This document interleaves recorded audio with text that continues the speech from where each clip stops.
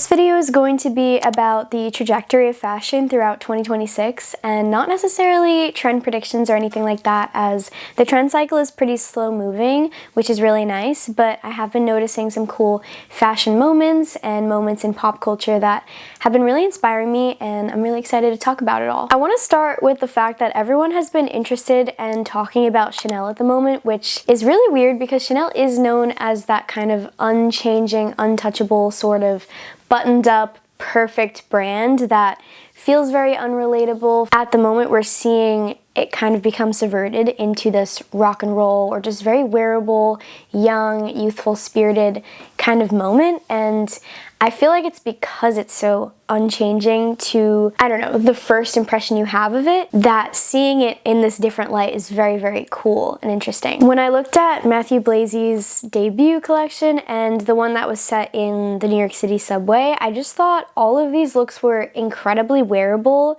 There's so much youthfulness and spirit and just emotion to them.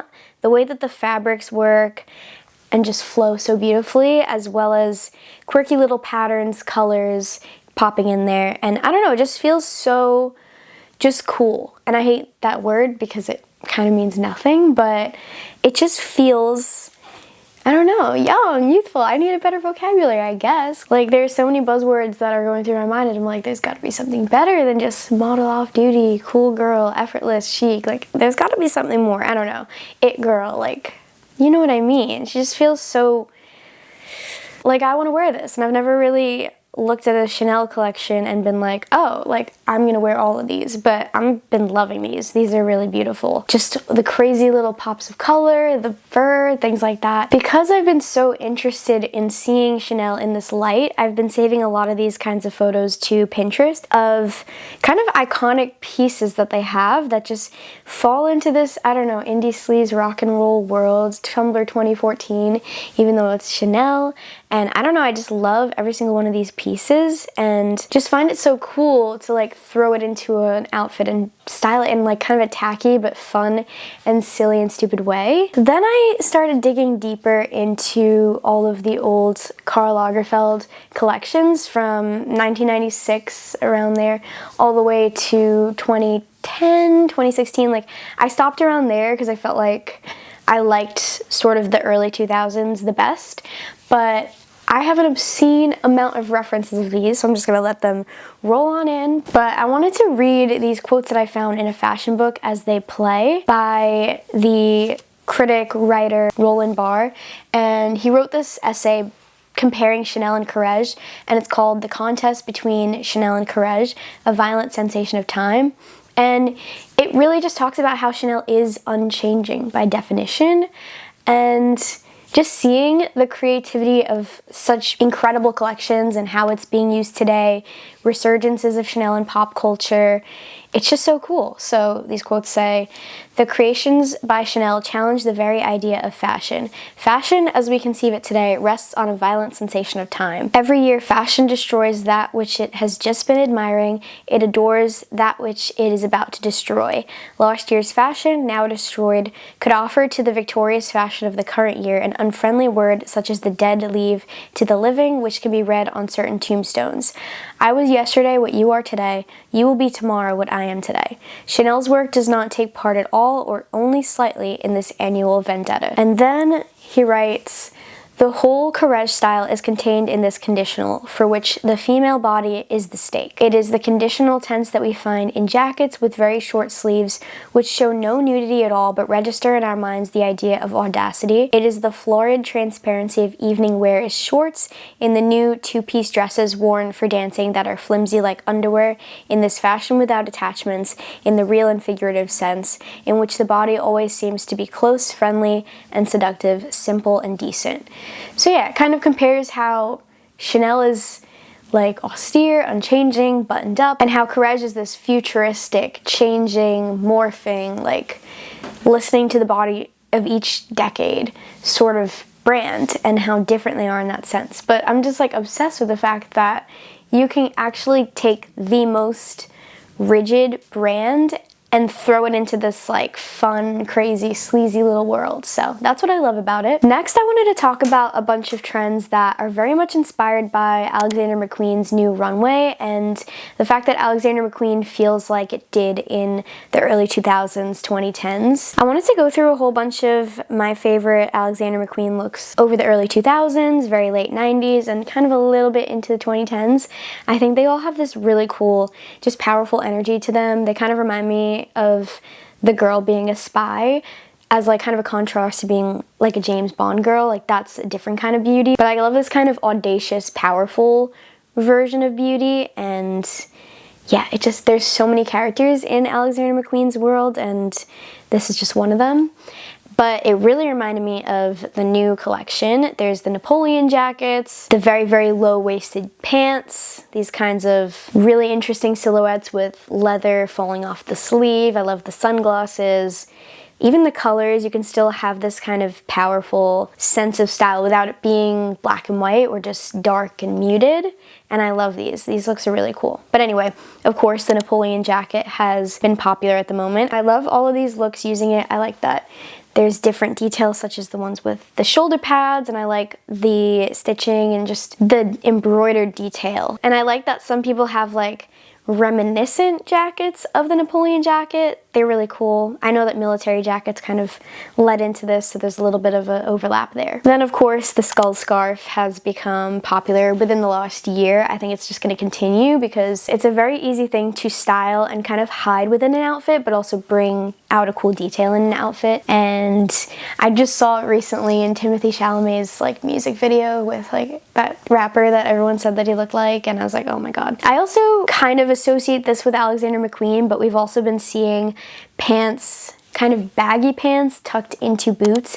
It has that kind of piratey effect, which it was a very piratey show, the new Alexander McQueen, and I love this. It just has this really cool texture to it. It feels sculptural and it just feels impactful. And that kind of leads me into the next trend, which I actually read from Vogue, their trend prediction. One of my favorites of theirs was fashion as feeling, and I think this means so many things, but it's kind of like the reason to like fashion. But yeah, it has a million different definitions. I could say all of the collections that I just showed, from Chanel to Alexander McQueen, have this with their proportions, their silhouettes, their styling techniques, the accessorizing, all of that. It's bringing out a feeling. And I have a couple things saved of my own. I really like, in particular, when lace is paired in with a contemporary outfit or just something very unexpected, because there's something ethereal about lace, and seeing it in contemporary clothes just kind of makes you think a little bit. It feels really interesting to me.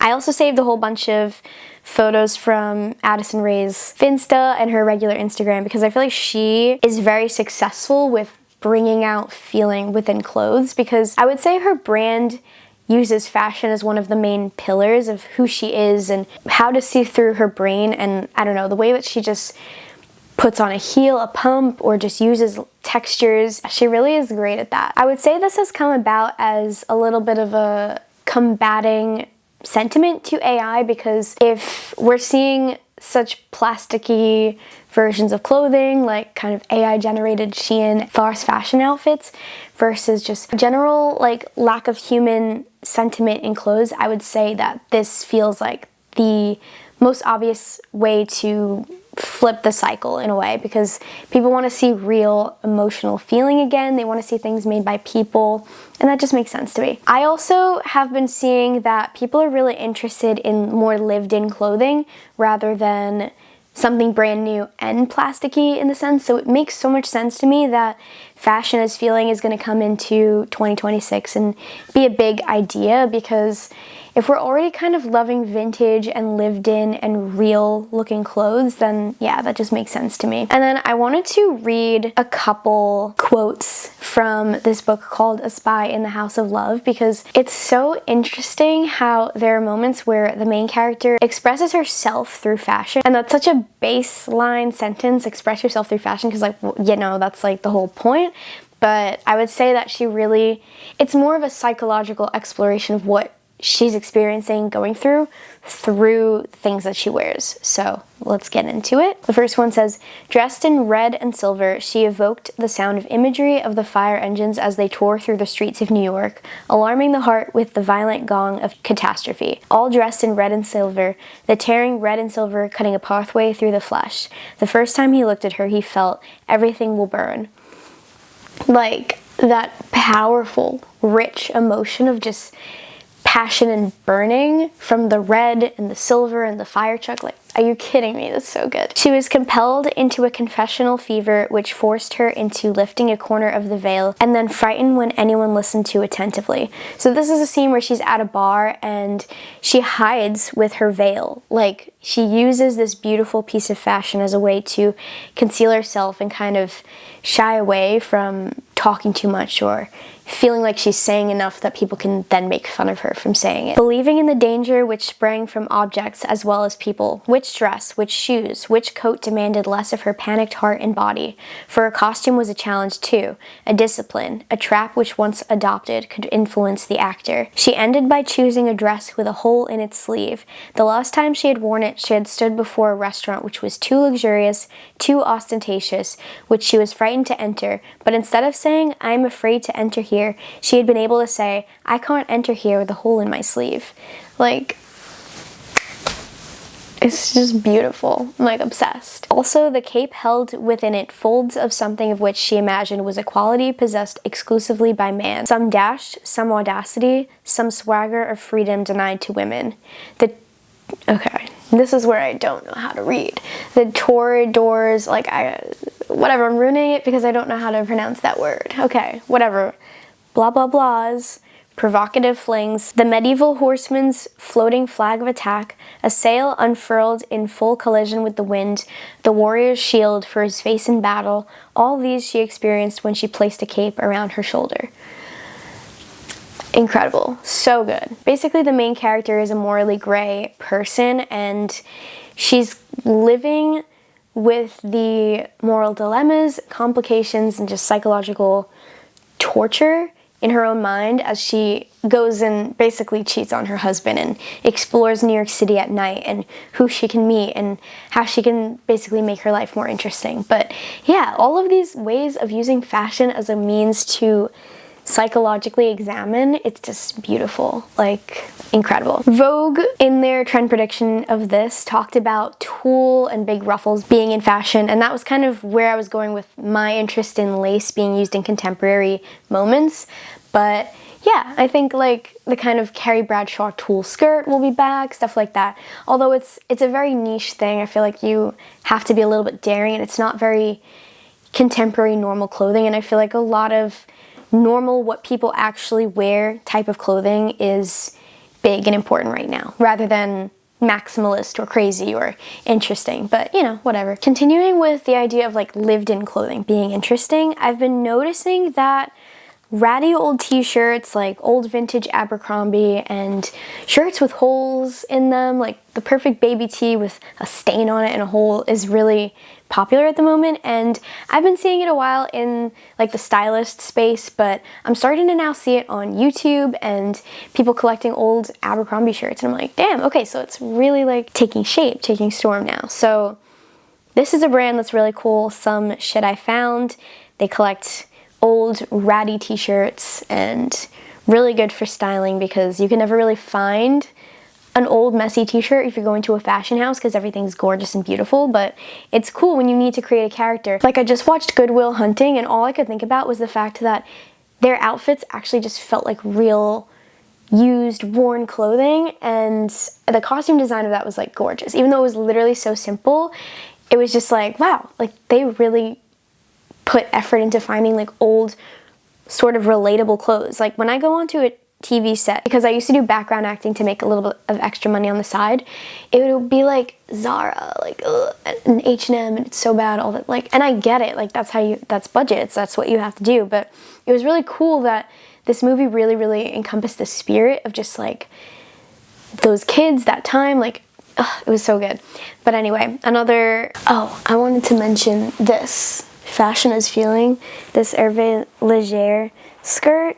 This is what I mean, like fashion as feeling, because of all these little flippy moments. Like that's, like it creates an energy around it. Anyway, back to this. There's this other Instagram account called Addicted to Rags, and they collect cool t-shirts, some with like really quirky sayings, the perfect fit almost, and the perfect amount of being raggedy and old without it being too distressed, I would say. Like they're not as leaned into the holes and the stains as the other brand. And then yeah, here's Addison Rae wearing one of their shirts styled with this like agent provocateur, I think it was like vinyl, yeah, under bust bra, and that's really fun. And yeah, I just included a couple of the old Abercrombie & Fitch t-shirts and just little quirky sayings, like love when the screen print is kind of fading. Then because the Devil Wears Prada 2 trailer just came out with Miranda Priestly wearing Valentino rock stud heels, which is a controversial thing of its own. I do see rock studs and sort of geometrical jewelry becoming more popular. Here's a bunch of photos of rock studs on jeans, which I feel like are really cool. I like also the fact that we're seeing more studs on jeans and hoodies and things that necessarily don't have studs on them. Like this brand Hannah Creek does really cool designs, distressing and reconstructing jeans and putting her studs on them, as well as Gap hoodies and regular interesting pullovers and sweaters. Wildflower actually just released more of their kind of first ever design, which was the phone case with the rock studs on them, as I guess an ode to it coming back. Like now it's seen as iconic. Like it's so interesting. That was like their first ever design. I remember it from Delia's, on the shorts at Delia's. And then I wanted to include some geometric jewelry, and I love this brand Bond Hardware because all of their stuff is inspired by hardware and tools, and it has this like rigid angular element to it. Then, as I just talked about her, the bandage dress is coming back, and it's funny. It's just like, I don't know, it's a funny sort of silhouette, but kind of iconic at the same time. Very, very flattering. It's one of the most flattering pieces that I own, just the way that it's just like fashion that loves women in a way. And I really love this in particular, this design with all of the different sort of bandage elements, as well as of course the classic where it's just like the bandage. But yeah, I love all these colors because I would say that we're not done with color. We had a little bit of a neon resurgence. We're seeing more metallics, and I think like colors like this are going to continue throughout 2026. I have this Pinterest folder called Neon Cozy because I feel like you can still make neon colors cute in the winter and the colder months. And yeah, I love to see this continuing. This blue monochrome outfit is so beautiful. And of course, a couple pieces from Chanel because why not?